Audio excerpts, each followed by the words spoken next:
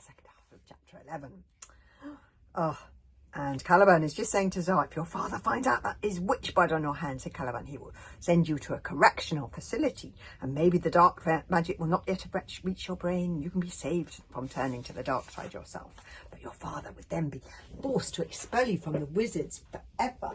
No, cried Tsar. No! What would you have your father do, Tsar? Said Caliban.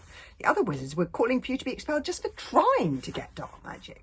But you have succeeded. You have been in the bad woods, and that is forbidden. You have brought iron into the camp, and that is forbidden. You have brought, you are using dark magic, and that is forbidden. You have drawn a witch to us, and that is forbidden. No, yelled Tsar. Even your father cannot turn back time, Tsar, said Caliban. Nobody can turn back time. That is impossible. That's the point of magic, isn't it, said Tsar, to do impossible things. There was a long silence. There are some things that are done that cannot be undone, said Caliban. Ah, do as you would be done by, or you will be well and truly done, is a harsh law indeed. You stupid warriors, raged Tsar. This is all your fault. Tsar, come on. Can't blame the warriors for this. This is your stupid sword and your stupid wish, and I should never have left Squeakius with you when you can't look after him. Wish and Bodkin looked away, for Tsar, the boy who never cried, was crying. Tsar knew in his heart of hearts he couldn't really blame Wish and Bodkin for this. He felt a sludgy, depressed weight of guilt. This was all his own fault. Squeakius had trusted him. If he couldn't save Squeakius, he would never forgive himself. I'm so sorry, Squeakius, said Tsar wretchedly. I never meant for this to happen. There must be some way I can make amends and put things back to the way they were. I trust you, master, said Squeakius. I love Squeakius. Look, he trusts Tsar, whatever. Looking up through shaking green lips, said Squeakius, looking up at Tsar adoringly. You're my leader, and you will rescue me, because that is what a leader does. Tsar carefully put Squeakius in the front pocket of his waistcoat, and then Tsar put his arm in front of his face. I wish I had never wished to be married magic, said Tsar passionately. I wish I could give it all up so that Squeakius would be fine again. I wish I had never set that stupid witch trap in the first place. I wish. But wish how he may, Tsar could not turn back time. They had all wanted Tsar to learn a lesson, but this was a far, far worse lesson than anyone had ever dreamed of, and it was dreadful to see him crying and sitting there so small and silent and sad and un-Tsar-like, even if his quiff of hair had drooped. The Tsar cried, and Wish patted him on the back sympathetically, and the animals and the sprites pretended they hadn't noticed he was crying by looking away. Every now and then, Tsar blurted out fiercely, I'm not crying, and I would kill anyone who says I am. And the sprites pretended to be terrified of him to make him feel better. Down in the hall below them, the sound of music stopped abruptly to be replaced by voices. Tsar removed his arm from in front of his face, suddenly alert. Listen, whispered Tiffenstorm. Someone must have noticed the break in the magic covering the fort. They will be telling the King Enchanter. The three children looked at each other. The green dying sprite at the sinkhole in the centre of the room with the corpse of a witch in it. They will know it is something to do with you, Tsar. They will come up here into this room. This was bad. There was no doubt about it. This was really, really bad. Wish looked at Tsar's face, transformed from its usual cheekiness into total misery and guilt at the plight of his sprite. She forgot Tsar was an enemy and had stolen her sword and kidnapped them. She put out her hand and touched Tsar on the shoulder. Don't despair, Tsar, said Wish. It's not too late. It's never too late. I have a plan for how we can save Squeakius. Bodkin felt the first stirrings of unease. Yes, said Tsar, lifting his drooping head. Do you remember I told you earlier on my mother has this stone that takes away magic that she keeps in her dungeon, said Wish. We could take you back with us to a warrior fort, and then we can break into my mother's dungeons and get Squeakius to touch the stone, and that will take away the bad magic of the witch and save his life, said Wish. Could that work? Said Tsar eagerly, turning to Caliban. Yes, no, I don't know, said Caliban. I suppose in theory that is what the stone does. It does take away magic, but something tells me this is an extremely bad idea. Well, generally it would be a bad idea to touch a stone that takes away magic, said Tsar with growing excitement. But in this case, we have a whole load of magic that we want to get rid of, don't we? Because at the same time, I can touch the stone and get rid of the switch plug on my hand, which my father wouldn't like and doesn't even work. I also wonder what happened to Crusher, said Wish thoughtfully. He hasn't got back yet, has he? I'm a bit concerned that my mother's warriors might have captured him. See, that's the difference between Bodkin and Wish. So Bodkin says, there's nothing we can do, and Wish says, there's always something we can do, Bodkin.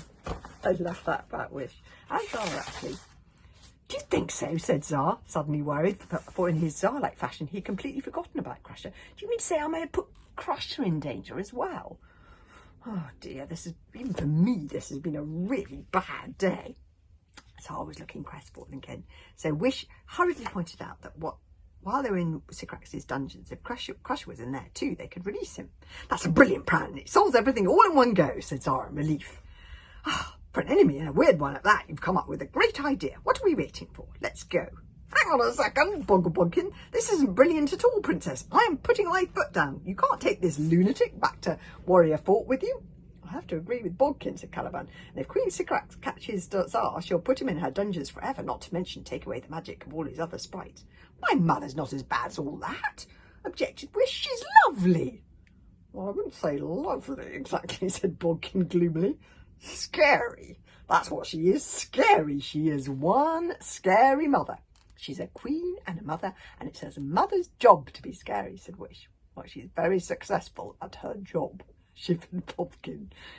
But we've got to go into the dungeons anyway to return my mother's sword, and we can't let poor Squeeze Juice die, can we, said Wish. This is sort of our fault too, and he's flown by our side. Look at him. Zara sensed Bodkin weakening as he looked at the tragically rigid body of the little fairy tucked into the front of Zara's waistcoat, shivering in pain and fear. Poor Squeeze Juice, sighed Zara. He'll be so unhappy, trapped in a coma.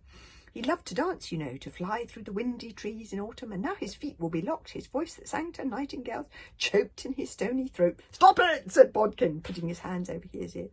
And even Zara, said Wish, he's conceited and full of himself and kind of annoying.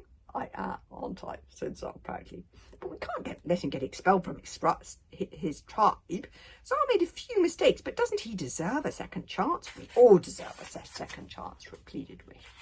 Bodkin sighed. All right, he said. It's a mad idea, but all right, we'll help them. But you have to promise me, Wish. After all this is over, you really will start being a normal, ordinary warrior princess. I promise, said Wish. The three of them shook hands on the plan. Who'd have thought it, marvelled Zara. Wizards and warriors working together. The sound of voices and running feet was getting nearer and nearer. Okay, said Zara briskly. Wolves, bear, you stay here. Caliban, Snowcats, Night Sprites, you're coming with us. But we're going to need to be quick here, so we'll have to go by door. Tiffenstorm, do the spell. Why is it always me who has to do everything? Grumbled Tiffenstorm, getting out a number 6 from her wonder bag and lobbing one of her spells at the door of Zara's room. What do you mean, go by door? Asked Bodkin uneasily, as if in answer to this question. With a mighty creak, the door of Zara's room shrugged in its frame and tore itself out of its hinges and waddled into the centre of the room before tipping slam flat onto its face onto the floor and then gently rising about a foot in the air in a cloud of dust. Zara climbed on top of the door, shouting, "Come on, you guys, quick, quick!" "Oh, no," said Bodkin, shaking his head hysterically. "The Snowcats were bad enough, but you actually expecting me to ride in a door like a flying carpet in a story?" "It's perfectly safe," said Zara, helping Wish up beside him. "Kind of. And the Snowcats can run a lot faster when we're not on their backs. Hurry! Come on, Bodkin," said Wish excitedly. The Snowcats had already jumped out of Zara's window and climbed down the ladders and platform, so it was too late to travel by Snowcat. Even the enchanted spoon had hopped on enthusiastically next to Zara and Wish and seemed to be looking at Bodkin expectantly, as if he had faith that Bodkin could be the kind of person who would see flying on the back of a door as an exciting opportunity rather than as an act of suicide. "Oh dear, I have to do this. I can't be less of a hero than a spoon." "But what am I doing?" thought Bodkin as he clambered onto the back of the door beside Wish and Zara. It wasn't even an entirely complete door, for the door of Zara's room had led a difficult life, so there were great cracks and splits all across it, held together by magic, Bodkin repeated to himself reassuringly as Zara jerked the key in the keyhole frantically to the right, and Bodkin grabbed onto the top of the door, only just in time, as with a sickening lurch it flew off, up through the non-existent ceiling and into the night.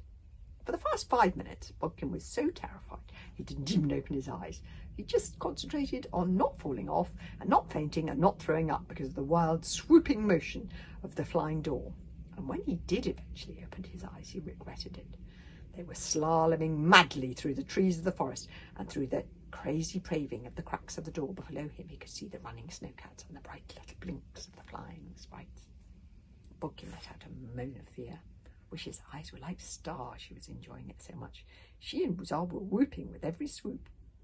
It had to be said, Tsar was an excellent, if reckless, flying drawer driver. The door swayed and soared like a peregrine falcon, with Tsar swivelling the key in the keyhole with exactly the right smoothness and dexterity to slalom its way neatly through the forest. "We're going to crash," moaned Bodkin. "We're not going to crash," said Wish exultantly as they swooped through the upper Carmody. "We're flying like birds, and we're going to get back before morning, and we're going to cure Squeezes and free Crusher and get rid of Tsar's bad magic. We're going to crash, and if your scary mother catches us breaking into her scary dungeon, we'll be in such trouble it doesn't bear thinking about," chattered Bodkin through white lips. "Don't think about it then," advised Wish. Good advice. "Maybe she won't catch us, Bodkin, and we haven't crashed yet, have we? Just relax and enjoy it. It's not every day you get to fly somewhere by door. Just go with it, Bodkin." Good advice. And as they soared gloriously and recklessly through the trees on the back of the broken flying door, the night wind blowing their hair back, Bodkin found, to his astonishment, that if he let himself relax, go with the motion of the door, he could whoop with joy along with the others. Bodkin's father would have been amazed and not very pleased if he could have seen Bodkin now. This is the problem with adventures. They bring out parts of you that you never even knew were there.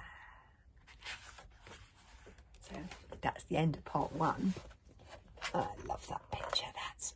That's them flying on the back of the door. Do you see, with the trees all around them up? And Bodkin is just beginning to try to enjoy it.